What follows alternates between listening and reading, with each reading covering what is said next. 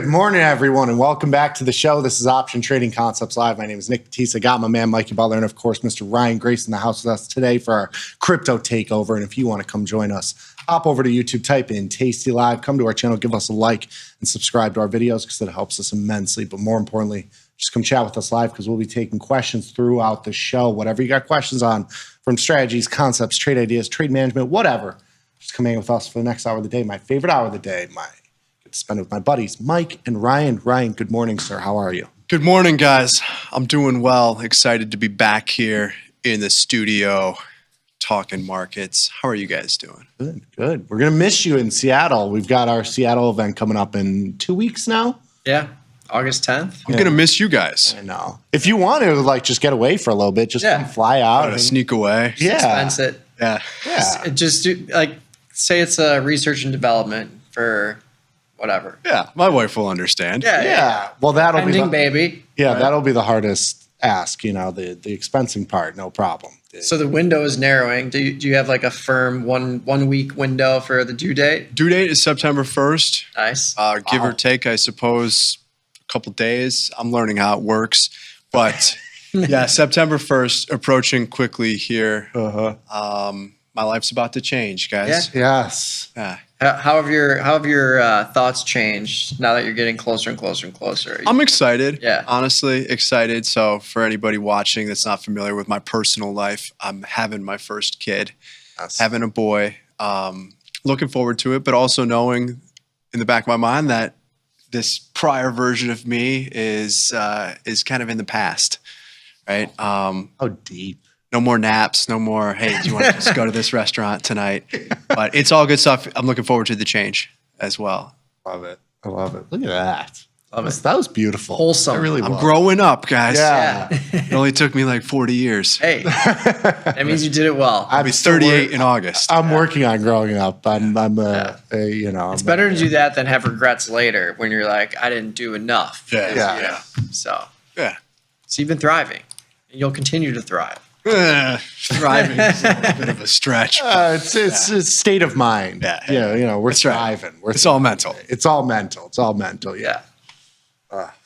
Too funny. Good. But yeah, Monday's off to a nice start. Went to the dentist this morning. Ooh, no cavities. Good boy. Good way to start. I love going to the dentist because they're always like, "Wow, you actually floss. There's no bleeding." I'm like, "Yeah." And that's I'm the guy that leave. flosses for the first time before I go to the dentist. everywhere. Yeah. Haven't flossed once in the last 6 months. I got a dentist say maybe try it. Clean it up a little bit. Yeah. So, aside from the positive feedback here that you quite often get, why do you love going to the dentist? It's really just for that. Like I just know that I'm going in there, and I know that I'm going to get like an A. So it's like one of those things where they're like, okay, here's this 30-something guy. Like teacher's what kind of problems do you have? And I'm just like, no, I have no problems. Yeah. And then they go and they're like, wow, you really don't. This will be quick and easy. I'm like, yeah. That's really it. It's more of like an ego boost, confidence boost thing. But that's it. I don't actually enjoy it. I enjoy the result of it. And I got a goodie bag in my bag now. Yeah, you get the little. You go to Skyline? Yeah, Nick, he's got like a super hot dentist. That's it. That's She's like 35. Yeah. She was like, do you need new retainers? I said, yes, I do, actually. Charge me, please. No, I go to the one, it's like near that. But it's down the street from here. Everything's down the street from here, Did you guys see the Happy Gilmore? Did you watch Yeah. That was It was great. Yeah. There were... I also watched the South Park, the first one. That was, cannot believe that was. Have you seen that? I haven't seen South Park in years. Oh, you got to watch. Oh, you have to watch this one. Okay. Yeah. It was Who are they coming after? Everybody? Trump. Okay. Awesome. And it was All both of them, sides, but mostly Trump, obviously. Okay. But it was. I cannot Pretty believe. funny. I mean, the fact that it was aired on television is pretty incredible. Yeah. It's it's that level of aggressiveness. Yeah. There's all they cover everything. Yeah. They cover everything. You're gonna love it. Yeah. Okay. It I'm was gonna check good. that out. And Happy Gilmore. Yeah, Happy Gilmore's good. It was as expected. Yes. But there was I think there was 80 different cameos. Yeah. So there's which is cool. every like minor character is actually like a big pop star, like famous person. So it was cool. Yeah. By the end, I was like, okay, you need to like it doesn't need to be 2 hours. I think you could have cut it down to like an hour 30. That's kind of my sweet spot, the 90-minute movie. Yeah. You know, I've went on my rants before of like the 2.5 hour, 3 hour movies. Like that is just narcissism. Like you can cut 30 to 40 minutes. You can put the 90-minute movie on at like 8 o'clock on a Sunday and feel okay about watching a movie. You watch the whole thing, you're done, it's over. The 2 hour movie, you got to have a bathroom break. You might need like a snack. Like, you know, like when you get to 3 hours, you need to like dedicate an entire day to that movie, and you just can't. That's just not right. But yeah, I thought it was good. The callbacks were fun, and you know, it's happy. We went to his happy place many times, which is a fun place to be. So you know, it's good. Mm-hmm. Yeah. Indeed. Yes. So I recommend. Yeah. What's going on here? Well, Nothing we other had than more deals. A lot of deals. A lot of big deals. A lot of big deals. This one, you get a deal, you get a deal, you get a deal. So we had deals over the weekend. E-minis opened up like 25, 30-ish. We were above 65, 50-ish. I think the high was 65 or 64.57. I'm sorry, not 65. 64.57 in the overnight session. Woke up. They were only up 10, so they sold off about 15, 20 handles from the highs. We're now basically unchanged on the session, up just 1 point here. You got the NASDAQ up 56. You got the Dow up 26 and the Russell up 1. So very much an inside day. Another huge vol contraction. /VX 1745 right now, down 46 cents. You have the VIX itself at a 15 handle. We're getting back into that very low vol regime, or at least that's what it looks like here. Oil catching a little bit of a bid, /CL 66.48, but it's been chopping in a very tight range here for the last 2 or 3 weeks. Bonds down 12 ticks. You've got gold down $24. It's reversed the entire move from 35 back down to 33 and change. Silver down 6 cents. Bitcoin bouncing back. The future's up 1,100. Spot's down 1,200, but it's had a nice move from kind of the lows of 115-ish. And Ethereum, as our own Mr. Ryan Grace, who's the, ringing the bell there at the bottom, buying the dip, we're nearing that 4 handle, 37 and change here, 3,800 on the Ethereum. 5% every day, feels like. Let's go. Yeah. There was a lot of like FUD that I saw throughout you had the Galaxy, that guy, what's his name, Novogratz, which how these people like are supposed to be in jail and then they like don't go to jail and then they like just continue to work in the industry is always like a weird thing. He was the Luna guy. Wasn't he in Luna? Novogratz? Oh, I think he was just an investor in it.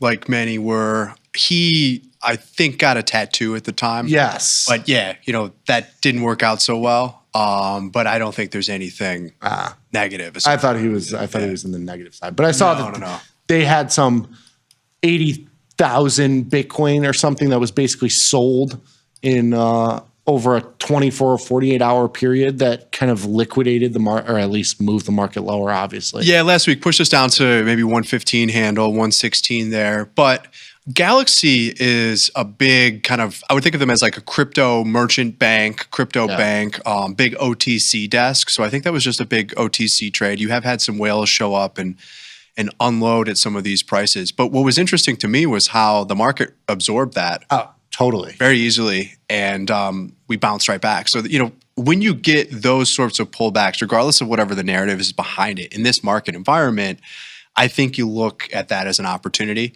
I bought the dip there for a second. We're still long, obviously. But I think you look at that as an opportunity. It's a good point that you mentioned of just, looking at it. There were buyers that came in significant. I mean, like the price has basically not moved. I mean, that's a good sign of not only liquidity, but interest. The one side of the story of the big whale dumping is just one piece of the story. The other story is that, there's a whole bunch of people trying to get in at whatever the price is. Yeah, there's a lot of demand. 120, 118, it doesn't matter. These people are buying, there's two. It's the same story of like when people say, oh, well, look at the volume and open interest at XYZ strike. There's always a buyer and a seller. It doesn't necessarily mean anything. Like you have to kind of take that narrative with a grain of salt. Yeah, I mean, it could have been a catalyst for liquidations on the downside, and you could have got these liquidity pockets or these air pockets, and you could have seen a bigger move. But the reality is that we didn't. And I think that you have to, read into that. There's a signal there. Yeah. Kind of interesting that, like to hold that long. Yeah. And to like just suddenly wake up, it's like it's just an incredible situation. I think it was like 10 billion worth at its price or around that, 9.5 billion. I think so, yeah. 8 to 9 something like billion. that. It's like, obviously there's probably more somewhere else that they have or that the group has, but it's pretty incredible that you just kind of wake up after, 15 years ish and just liquidate all of it. You're not closing any on the way up. It's just one fell swoop. Probably feels great. It probably does feel unless it pops to 240. Yeah. Afterwards. And then I love the people I'm that sure are they're like, doing something else with that money. that tweet on the story and they're like paper hands. It's like you have achieved escape velocity of the monetary system. I mean, you are traveling at the speed of light. Like you do not need to hold any more Bitcoin when you have $10 billion. Yeah. It's not even about the system or the idea. It's just you're outside the realm of normalcy. Well, I think another interesting question is what is the reason for the liquidation? Like what's the next play? Fund or something. Yeah. 'Cause it's got to be something that was big enough or they thought was big enough to remove their upside in this thing that they believed in this whole time. There's no more upside. You're 10 billion, you make 11 billion. It's, as an individual. There's still plenty of upside. Unless you're going to create something. Right. That's what I'm saying. The next billion or 100 million it's a rounding error. It doesn't even matter. Yeah. You do have to give 20% to the government, though. That's if you're true. a U.S. citizen or investor. Yeah. Well, I imagine they are domiciled in the Isle of Man. Somewhere. They are not domiciled in California. I will tell you that. But yeah. So how are you guys feeling about the markets here? How are you positioned? I mean, we could talk about crypto in a second, obviously, but almost 6,500, 6,400 on the S&P if I look at the futures. What do you guys think? It seems like you cannot stop this freight train, which makes me bearish. As stupid as that sounds. Did you say the B word? The bearish word? I've ridden this wave higher and it's been fantastic. And now I feel like there's like a little bit of we're getting into kind of frothiness. This week is a very interesting week because you have all of the rest of the big name tech stocks reporting. I think it's something like 30 or 40% of the weighting in the S&P 500 is going to be reporting this week, maybe even more than that. You have JPOW in the middle of the week. You have all sorts of stuff, tariff on, tariff off, wax on, wax off. Like that sort of thing is still going on. So it just, I'm shocked by the move in volatility. I can't believe volatility has been crushed this much. And I just think, there's the asymmetry of risk in my eyes is like on the E-minis is like 100 points to the upside and 500 to the downside. And so that's how I have to position myself. We might grind higher. I just don't see a blast off higher. I see like a grind, maybe stair step lower for a little bit. Yeah, I'm in a similar boat. I think there's already been some companies that are big name companies that had really bad results, stock price results after earnings. Mm-hmm. Like Chipotle, and all of these had the same thing, the same narrative. It was weaker expected results through the end of the year. Chipotle, IBM, Southwest Airlines.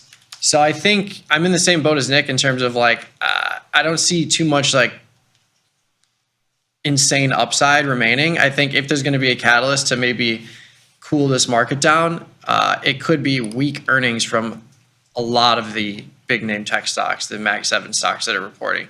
Coinbase has earnings this Thursday. We got Meta, Amazon, Apple. Apple, I think, is August 1st, July 31st. So yeah, we have a handful of those stocks. And if any of these big, really concentrated stocks in the E-minis and NASDAQ have a huge move to the downside, like let's say Apple drops 10, 15 points after earnings, I think that could be the snowball effect that could send the market lower. But if that doesn't happen, I think we just stay in this grindy up and to the right over time. Yeah. I look at, you pull up Microsoft here and it doesn't look cheap to me. Like it looks like everything's kind of priced for upside, for AI, for all the good news. It's like already in most of these stocks. I think there's pockets of stuff. I like Amazon. I like Apple. Like I think those look like better, like there's more room in those. In the Microsofts and NVIDIA and some of these other, the Palantirs, it's like I don't see them being cheap. And even if they have good reportings, I just feel like the goodness of everything is already baked into these. Yeah. How do you feel? Are you on I think that naturally you're going to get some corrections or pullback, and obviously volatility can kind of come out of nowhere. Yeah. But I think generally speaking, in the short term, you still have a pretty constructive macroeconomic environment, and wouldn't be surprised to see continued short squeeze in some areas where you've had short positioning. Mm-hmm.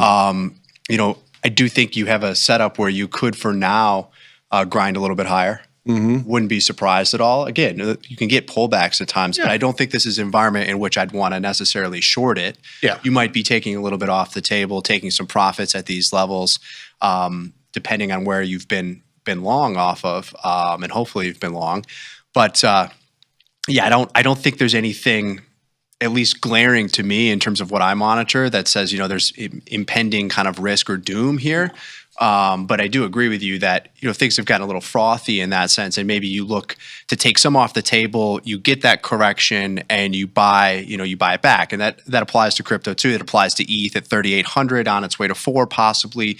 Do we break above there and consolidate? That's what I'd like to see. But could you trade back to 36, 35 in the meantime? Absolutely. If we do that, I'm a buyer. Yeah. No, I totally agree. I think people get caught up in the idea of being like bearish or like, that sort of sentiment as some sort of like crash. Like I don't think there's a crash. Like I think a healthy little bit of a pullback is totally normal. You don't have to, not every day is up. You can have like profit, like you got to take chips off the $8 or $9 billion, 80,000 crypto Bitcoin guy. He took some chips off the table. Like I think that's normal. Yeah, even a 5% correction, it gets you nowhere. 6,000. It's a week and a half, basically. Yeah, I mean it's nothing. It's that's why I kind of look at it. I say that, but. After this week, you'll have kind of everything done with. Yeah, and that's another thing. A lot of these, almost all these stocks or companies were like, I can't tell you anything because tariffs. There was so much uncertainty with the tariffs, but now there's much more certainty with the tariff implications and how these companies are going to have to swerve around those. So we will see. But yeah, Coinbase selling off pretty aggressively. Down 60 points from the high. Mm-hmm. Earnings on Thursday. Still a pretty massive expected move, 30 points.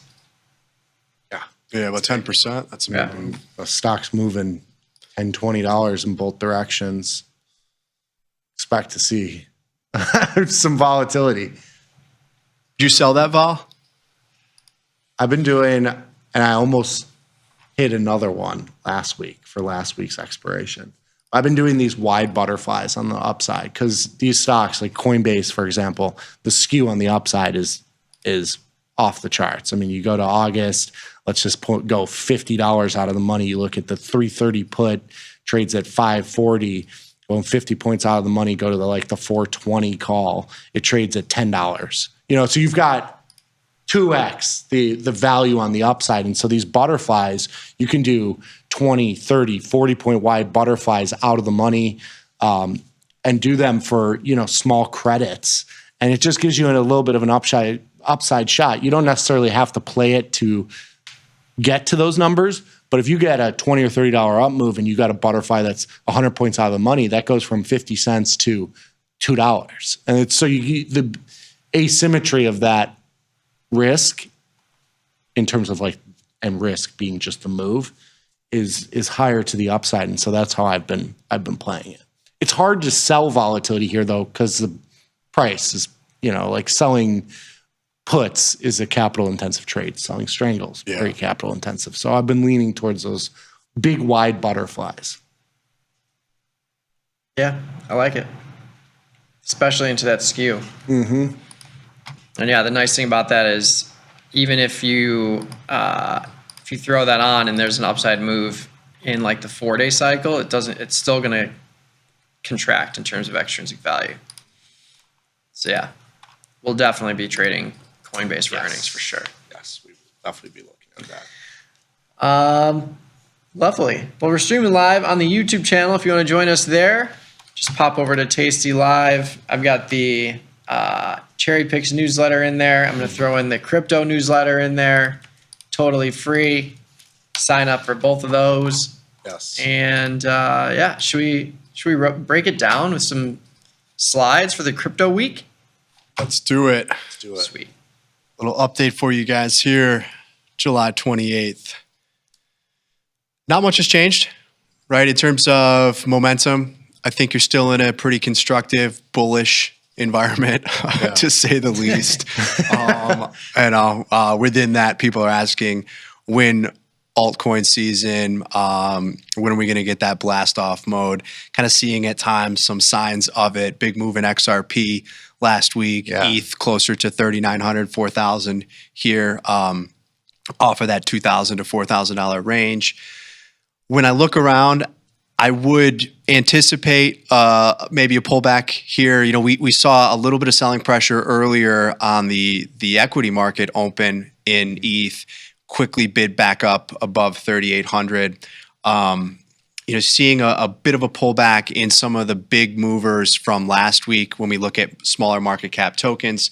So when I look at things like XTZ, which is trading at 151% realized vol, XLM Stellar Lumens up 117% realized vol. You're getting some pullbacks there, which you would naturally expect. I think that's healthy. I'm looking for opportunities to buy some of these dips, patiently looking to add to an ETH position if we pull back another $100 or so in there.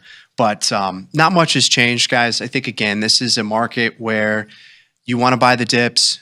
The macro backdrop is pretty positive, or at least conducive to crypto. I would make that argument for gold as well. If we get another $100 lower in gold, if we were to get there, I'd be a buyer of gold. I think you want to own both here. We'll talk about correlations in a little bit. That's kind of interesting. You're seeing less of a correlation between crypto and equities right now. A little bit of strength in the dollar as well. That doesn't seem to matter as much. There was that really strong inverse correlation between just about everything and the dollar. So that weaker dollar, pushing things higher. As you guys mentioned, you do have on the economic calendar here, you got a couple key events. We'll see what happens with the Fed. Obviously, there's a bit of back and forth between President Trump and Jerome Powell and kind of their views and maybe Trump's view on where interest rates should be. So I think you have a little bit of room there, right? If you get lower rates at some point, that's probably going to be intermediate term positive for risk assets. But could you get that slowdown first at some point that causes that move from the Fed? Possibly. Fed tends to be reactive, as we know. Yeah. So not seeing anything immediately here that would warn of a slowdown, right? We're not in that period where we were talking about recession signals and pending doom from trade wars, and you're kind of coming on the other side of that, but you do have to wonder to an extent, have things possibly gotten a little bubbly in the short term? Does it exhaust itself? Not seeing a ton of that in the indicators that I look at across crypto, aside from some stuff kind of signaling a little overbought short term in ETH. So that's, again, why I'm looking for a pullback there. But if we go to our momentum signals, exponential moving averages that we derive those buy and sell signals from, as well as kind of when you're in that neutral period, you can see a lot of green on the screen here for our larger market cap tokens. If we move into some of the smaller stuff on the next slide, starts to break down a little bit, but this is quite a different picture from what we were looking at just a few months ago. So positive macro environment, positive crypto market environment right here. But I do think that patience at times will pay off. You do get the FOMO feeling when you see some of these things blast higher by 60, 70% in the matter of a couple of days, but then they tend to pull back. And XRP is a good example of that as well. We're back at 316, where previously I think we were pushing almost $4. What I haven't seen, though, is really a breakout in volatility, signaling a continuation of a move one way or the other. We've had those big upside moves, but you haven't really seen a breakout in vol. And you're not seeing a lot of selling pressure. You're not getting a subsequent breakout in volatility there. So that's one thing that I'm keeping an eye on. Algorand, Hedera, HBAR, XTZ, XLM, some of the others that we track here are certainly trading well above 100% 30-day realized volatility. But the rest of this stuff, I'll use Solana as an example here. It's just been pinned in this range between like 175 and 200. Buy the dips, but also sell it, at least some of it, when you get closer to the top of the range until you get that volatility signal, because you're not getting it. Solana vol has been like 60%. So why do you think that is, though? Why do you think volatility just hasn't? I think a lot of attention has shifted to ETH for now. We're getting capital inflows into the Bitcoin and Ethereum ETFs.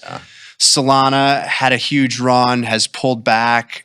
You get just these narrative flows at times and these kind of attention flows almost, and it really hasn't been on Solana. I'm seeing some signs that you do probably want to buy those dips there. At least that's how I'm trading it. But yeah, I think it's just simply there's been more attention on other things. Limited amounts of capital, it sloshes around. And Solana's kind of been on the back burner until it isn't, right? And that was the same thing with ETH. It was like, why is ETH underperforming? ETH's dead, a lot of FUD. Bitcoin was hitting new all-time highs, and then boom. All of a sudden that narrative shifts. And I think that, you can see that with almost anything. It could be Doge next, who knows? But, for now, it's really been Bitcoin. It's been ETH more so recently. And Solana with a lot of these has just been kind of stuck in the mud. But you've had tradable ranges at the same time. I think it might be because, too, the past cycles, I feel like you have, like, one day, one of them will be up 100%, the other's, down 80%. Like there's like a two-way volatility.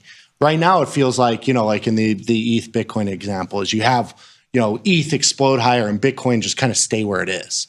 And then you have these like, like it's the two-sidedness of it. It's not like a rotation, like people are going back and forth, pump this, dump this, pump this, dump this. It's been kind of a pump this, and then everything, the rest of them are kind of just flat. Like you're not getting the two-way volatility circle. It's kind of like okay, this one moons and everything else is kind of just on the back burner until it starts moving. Like it's almost like a floor, so to speak, like that is keeping volatility relatively contained. Yeah. You've seen these kind of consistent inflows into the larger market cap tokens. To your point, there's not much that's outperforming Bitcoin year to date.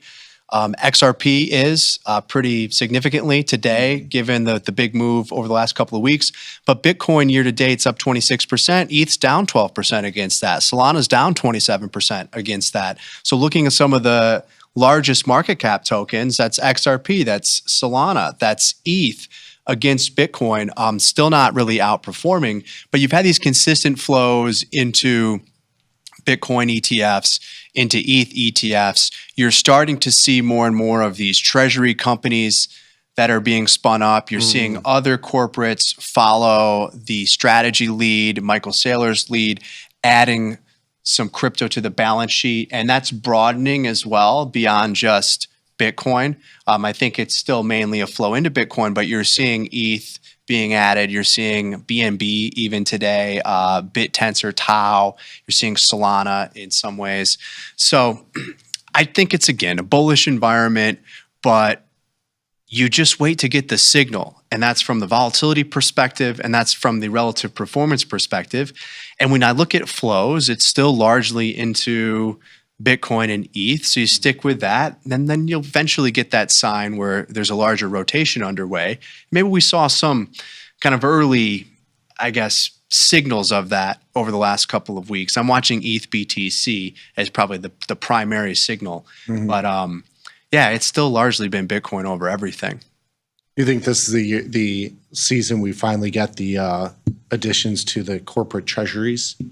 Yeah, you're really starting to see some of that in terms of, just even the short term, and whether this, people will be like, oh, it's a bubble, it's a bubble. Well, that's where you make your money. I want to ride the bubble higher. I want to eventually sell. That's how you make the money. I like the bubbles. I think people naturally, are attracted to that. You're starting to see some of that. Because in the short term too, look at the response to the stock price for any of these companies that have added it to their balance sheet. A couple $100 million of BTC and your stock price goes up a couple 100%, right?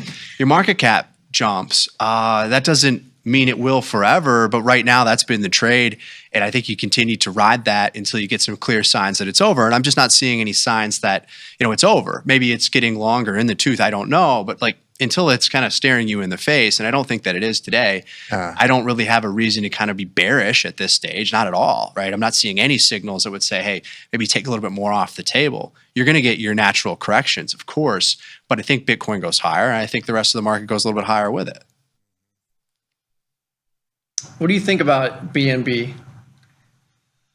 I don't own it, but in terms of a token that's used within the Binance ecosystem, and you kind of think of it almost as, in some ways, this kind of proxy investment into Binance, then might make sense. In the same way that Coinbase at 400 might make sense to you if you think that this ecosystem and this industry is only going to continue to expand. Could be expensive at times, but I think if the whole space gets bigger, all of this stuff goes up. Can you time it?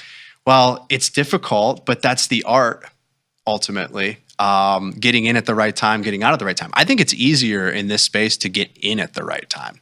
It's easier to identify bottoms than it is tops, because the tops can be so violent to the upside. And so quick. It's hard, man, because even when you take a little bit off the table and then it runs another 20, 30% the following week, but ultimately pulls back lower to where you sold, you feel better about where you sold. But it's frustrating when you have a great trade you should be happy with, but you're not, because it ran another 50%. The story is old as time. The cover calls that are losing, and you make a lot of money on it, but you miss out on some of it. I'm losing on this cover call, and it's no. But that's how strong the mentality is. We're like, it's a profitable trade, it's green numbers, but you're like, this is big numbers too. It could be great. 50%, 40% return. Those are numbers that you don't get anywhere else, and you miss, the extra 10 or 15. This is why I use technical indicators, though. I know that we don't go through a lot of technicals, but very simple stuff, and people will poo-poo them. But I look at RSI. RSI above 80 coupled with other signals. I look at how far the different moving averages that I follow. It's a very simple approach, but when they have these kind of extreme deviations and you can model those on a percentage basis, I have a little dashboard that I use personally. When it's flashing red, it could still run higher, but that to me tends to be a good time to take a little off the table. And the same thing on the downside when like anything else, you got that explosion in volatility. You have these massive moves. If we just use the equity market as an example, there's a lot of fear. That tends to be a signal when you want to step in and buy. In hindsight, it often is correct. Same thing on the upside. So I like to use technicals for these markets because they're not companies. They have kind of similarities to companies in some cases, right? But also some of these are just simply tokens that are driven by narratives and driven by capital flows and macro conditions, and those things can quickly go away. To that point, are you like with your trading of crypto specifically, do you do a lot of like limit orders, like out of the money, like to play, to not have to time it, so to speak? Like you might get, you might have, $100 at a 10% out of the money, and then another $100 at 20% out of the money. Like just like having. Yeah, I'm not going to sell everything all at once or buy it all at once. I kind of will ladder in or out or dollar cost average. I sold some SUI last night. It was at 440. It's back closer to $4 or it was earlier today. I might buy it back. Sometimes it's just you see how quickly they've moved. You say, hey, I've got a good trade. I'm going to take a little bit off the table. It's hard to take advantage of, like, you don't sleep much. You got to look at this often. You're up in the trenches, trading. I'm talking about like, Mikey, who gets 10 hours of sleep every night, 98 sleep score. I mean, this guy sleeps beautiful teeth. Beautiful teeth. He sleeps like a rock. He's not slinging SUI at 4 a.m. Should he be using like limit orders? You think? Yeah. That's like absolutely. In that case, you. I think you should do that. It's prudent to do that, right? I wouldn't be surprised at all. There's probably a bunch of sell orders at 4K ETH. Yeah. And on the other side of that, a bunch of GTC orders at 2K. Maybe not today. I look at this on a pretty frequent basis, but I think as well, if you have a number in mind, or you're seeing this move higher and you're looking to get filled overnight or something when you can't be at your desk or at the machine, then put in a limit order. All right. Yeah, and I think if you're doing that and you're just not ignoring, but removing yourself from the FOMO 2020 hindsight of being like, oh, I shouldn't have done that because X, Y, and Z. If it continues higher, if you buy and it continues lower, you just have to train yourself to be happy with those entries and exits and know that you made the right decision at that right point. Yeah, absolutely. You can't trade through the rear view. Yeah. Lovely. Couple more slides. Yeah, back to the slides, guys. Where are we? No, I love those tangents are the best. Those are, people love that. Well, not much has changed week over week, kind of from the high level view here. You're getting a little bit of a pullback in a number of names that I think, look, it could go a little bit farther, but in this market environment, I think you still look to take advantage of that in the crypto space. What I am paying attention to is on our relative performance dashboard here. So we mentioned that kind of seeing a little bit of a breakdown in Bitcoin dominance. That's Bitcoin's market cap as a percentage of the total space. So we were at 65, 66%, 2/3 Bitcoin. Still about 2/3 Bitcoin, but when you model momentum in there, that's starting to break down a little bit. Doesn't mean that it's going to continue, but that would be kind of the first sign you'd want to see for answering the question, is it altcoin season? Starting to see some signals there. ETH BTC, though, I've got my eyes on weekly. We just went from neutral to bullish there in terms of moving average crossovers. And is there some momentum behind the move? Yes. Kind of paused here. But again, I think there's more ETH upside. You could get a pullback for sure between now and then. I'm personally looking to trade that, take advantage of it. But you're starting to see some signs, some signals that you haven't seen in really a couple of years. I think the last time that we had positive momentum, when you measure it through the moving averages on a weekly basis or a weekly time frame for ETH BTC, that was back in January 2023. So I'm a little excited. There could be a much bigger move coming in ETH, right? Let's just look at the ETH BTC ratio. We'll just simplify this and make it 100,000 Bitcoin. It's 120,000, but 100,000 Bitcoin ETH BTC ratio could be 500s. You could see a lot higher ETH price, obviously, right? We could get to, you get to $5,000 ETH. Yeah. So. What about Solana? Solana ETH, there's got to be a catch-up trade there too. Possibly, not really seeing signs of it just yet, but when I look at Solana versus Bitcoin, I am seeing the positive signals there too. So not quite trading the way ETH is trading. We just talked about kind of being range bound here, but you're starting to see some upside momentum. You're seeing that, when we look at this on a sequential basis, 1 month, 3 month performance, it's positive now. Could see a little bit more of a move there. Doesn't mean that Bitcoin can't go higher, but in an environment where, let's just use some arbitrary numbers, Bitcoin goes up another 20, 30,000, whatever. Let's just say you get to $150,000 in BTC. People seem to think that. There seems to be a lot of demand for it.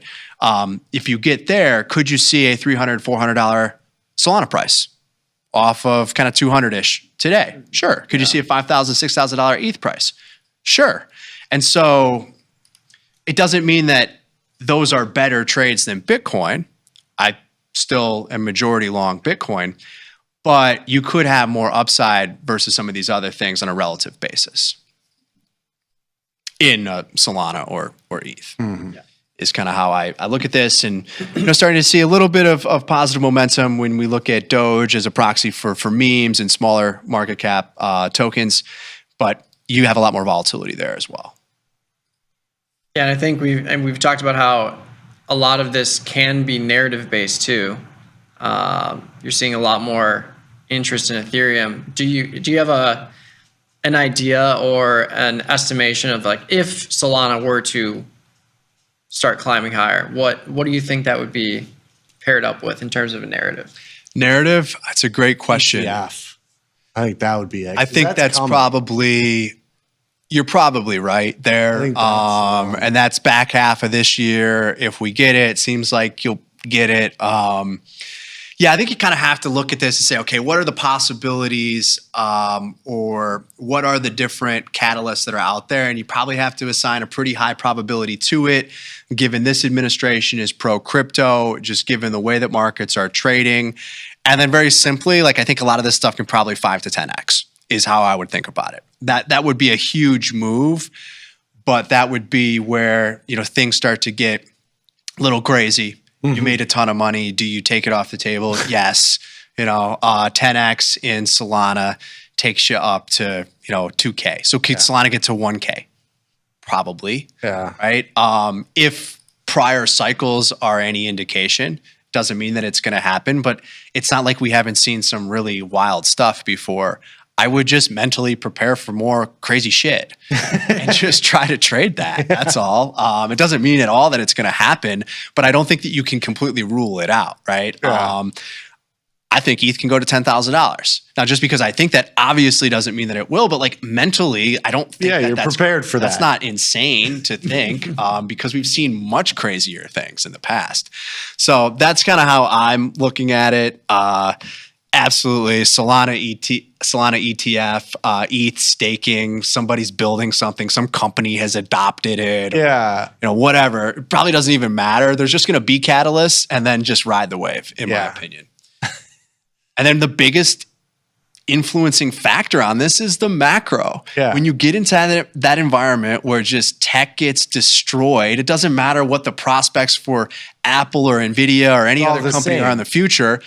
You don't want that volatility exposure in a slowdown. And that's, in the environment in which you dump your crypto. We're just not in that. Yeah. Yeah. You've also got, interest rate cuts, which are moving further away. Pending. Too late. I'm calling for zero.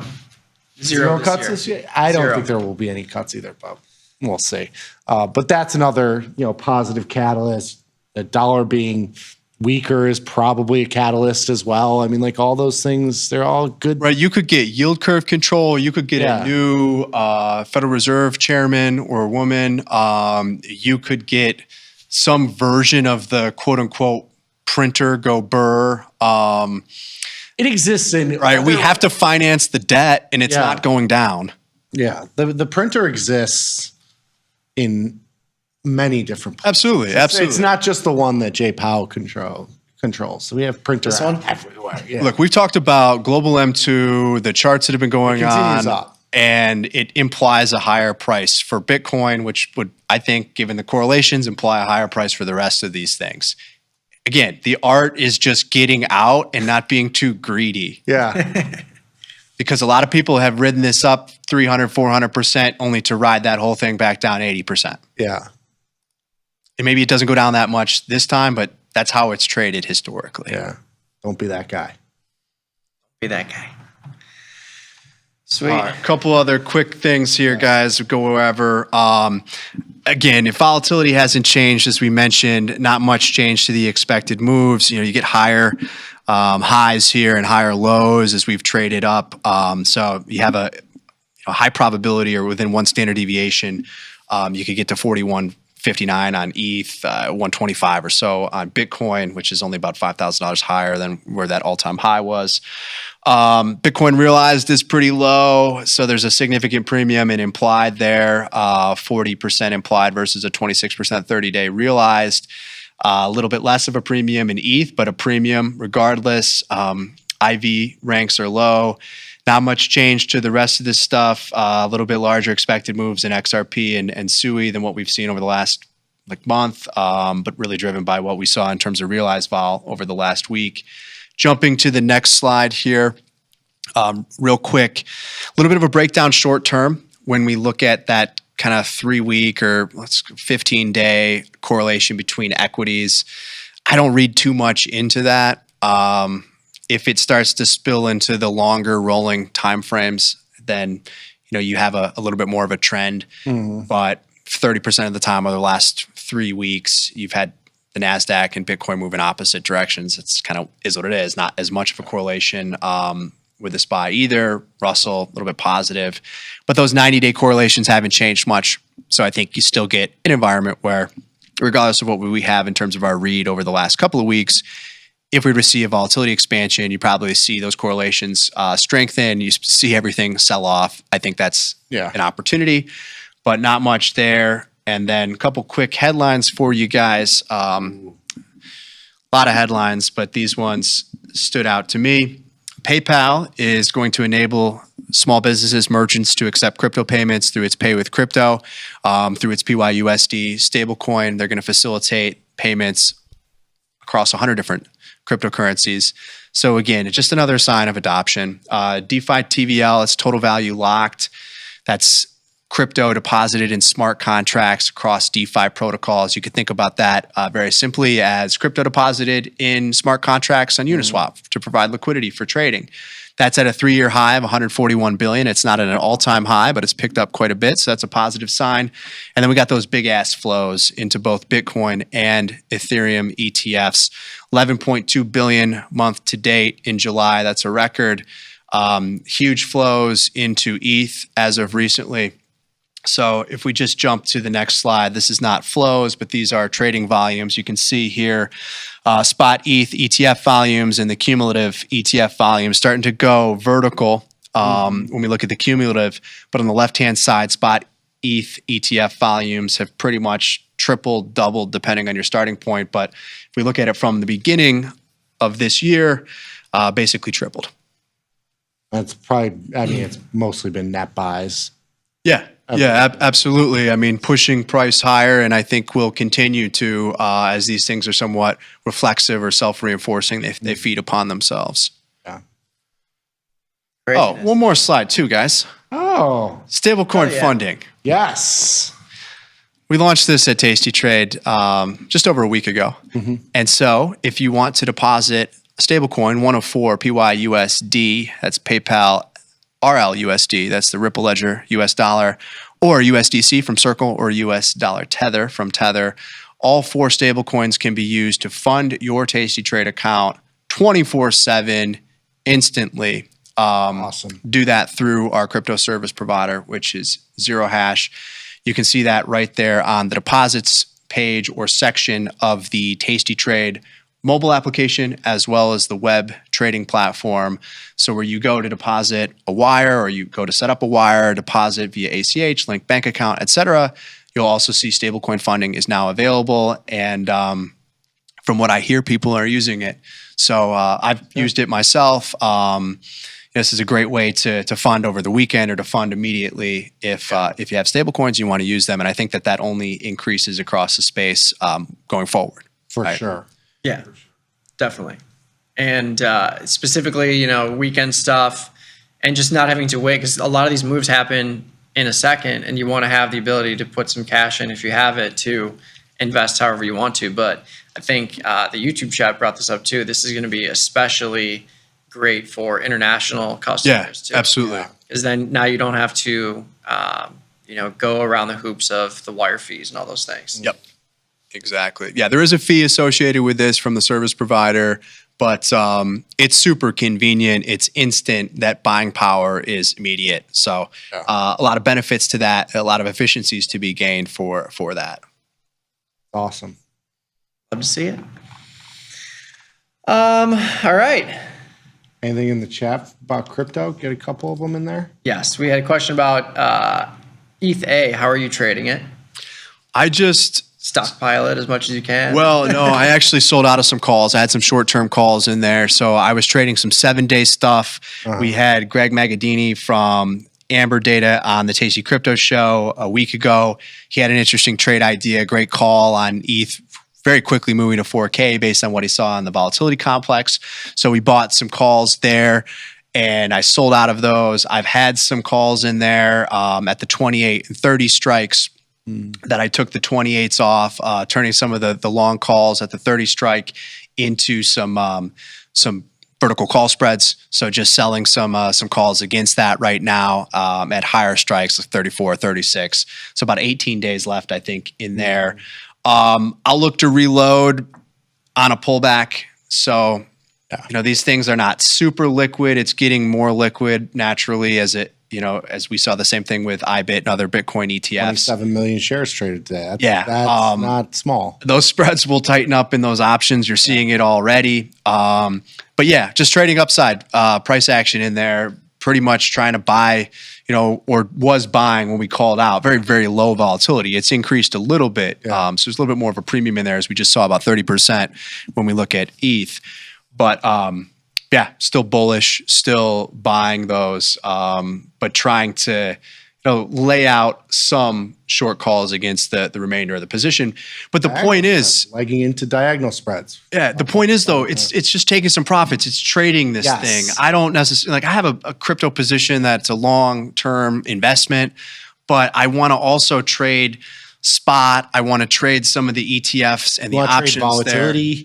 Absolutely. So you got a lot of different ways that you can approach it. You can follow some of the trades that I placed in the spot market. There's only a couple ETFs, right? So anything outside of that, trading a lot of spot as well. But I think it's a very tradable market environment now. It's back alive in many ways.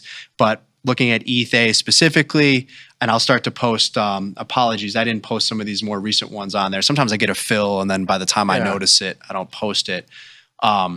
But yeah, you'll see some of that activity in there. But just, again, trying to pick spots and get some upside exposure. I was going to say, too, if you're wondering how to price ETH relative to ETH, you just divide the prices, right? So you take 3,800 and divide it by, 2882. That would give you the number of shares to equal 1 ETH. So it's like, 130. It should be like 1 and 1.33-ish. Yeah. So 130 shares of ETH. ETH would equal 1 Ethereum token. Sometimes it works. These calls I bought for about 17 cents was able to sell for over $2, which is it was a good trade at times. You don't always get that. Yeah. But when you can identify very, very cheap. Are you going to send me a text next time or what? Yeah. I thought we talked about this on the show. Well, we're not the exact thing. We've been buying still long the IBIT calls too. The IBIT calls fully loaded. I got my future kids college fund is on it. But the short-term stuff, I'm interested in those too. You could. Absolutely, yeah. I'll start to post those on the follow page. I'll give you guys a heads up. But love it. Again, it's just been trying to identify when you have low vol, and I think in some ways you still have that. But we had some of the lowest volatility in the last couple of years, and just pick a spot. Sometimes you get lucky. Yeah, and calls like it's IBIT, ETH, Bitcoin futures, whatever it is, like we know that when we see violent moves to the upside, like we have in ETH specifically, you're going to see an implied volatility increase too. So if you have a long naked call on, you're getting magnitudes, you're getting paid way more than if you didn't have that same behavior where into a rally, you'd see a vol crush. It's a different setup. So I like it. Do you have any interest, or are you starting to look at these sort of a vol trade of like kind of a long ETH, short SBET or BMNR, like some of the treasury companies, because that trade exists in the MicroStrategy world. Yeah, I haven't looked at it that closely. No, we need to do a show on that. I know we've probably mentioned it, but we should go through all the different treasury companies, kind of look at different strategies involved with some of those, and put that together. But I haven't looked at it that closely. Yeah, because there's a lot of vol. I mean, obviously, there's a lot of vol. These companies just pop up and they buy small amount and it goes up 10x that. So like there is that sort of baked in arb where you can be bullish Bitcoin or Ethereum, but also thinking that the net values of these companies are way too. There's too much of a premium there. There's that sort of situation.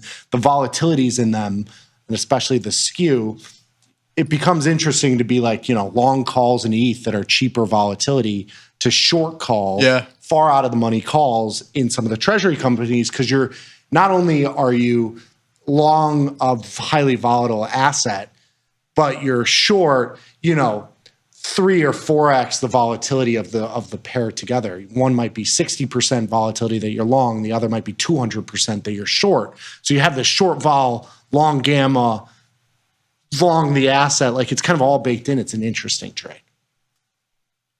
It's the beauty of these new markets that keep popping up. Yes. Yeah, ETH has more volume today than IBIT. That's kind of surprising to me. But it's moving. It's the new hot thing. Yeah. 11:59, that's it. Beautiful. We're out of time. Thanks for tuning in. If you got any further questions, you can find us on the interwebs, specifically Twitter. I'm at Trader Mikey B. Nick's at Trader Nicky Bat. Ryan's at Ryan Fred Grace. Give Tasty Crypto a follow as well. We've got the Tasty Crypto newsletter pinned to the top of the YouTube chat, so click on that, sign up for free. You can also find it on tastycrypto.com on the homepage. But yeah, let's see if we can get this thing to 150K. And 4K. 4K. Well, let's go 5. Let's go straight to 5. No, ETH 4K the next time we do this segment. And guess what? Next time we do the segment, the following day, Bills Hard Knocks. Ooh, oh, Tuesday. yeah, that's right. Yeah. Hard Knocks. I mean, we're back, baby. We're back. The city of Chicago would not survive a grace week with ETH at 4 and the Bills, on TV. This could be, things could get wild. I'm trying to grow up, though, remember. That's true. We got your brother to there you go. That's true, yeah. We're going to funnel all still the one other. Drinking for 2. Yeah. All right. Enjoy the rest of the trading day. We'll see you same time, same place, 11 a.m. Central tomorrow. Peace.